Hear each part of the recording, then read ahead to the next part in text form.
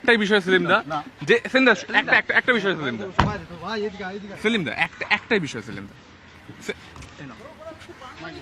Visual দিলাম ভালো। না না, কলা দেখাচ্ছেন কেন আপনি? মানে ছাল দেখি। কলার ছাল কেন দেখাচ্ছেন? পিছলে পরে কলা খোসার কথা বললে বলে, কলা খোসার এই জন্য রাস্তায় পড়ে থাকলে তুলে নিতে হয়।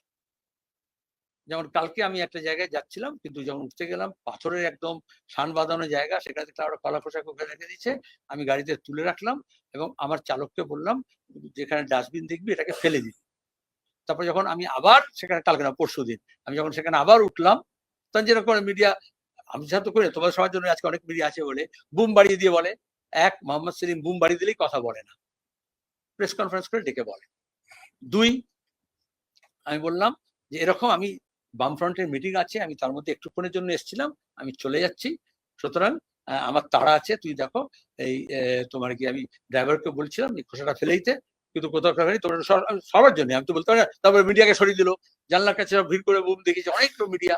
আনলাম তোমার সরাসরি এটাকে ফেলতে হবে, আমাকে কাউকে বলতে হবে, ভলেন্টিয়ার ছিল ওখানকার ছাত্র, এগুলো ফেলতে হবে। তো কেউ কেউ লিখলো যে মোহাম্মদ সেলিম কলা দেখেছে, না কলা দেখেনি, কলা খোসা ফেলতে গেছে।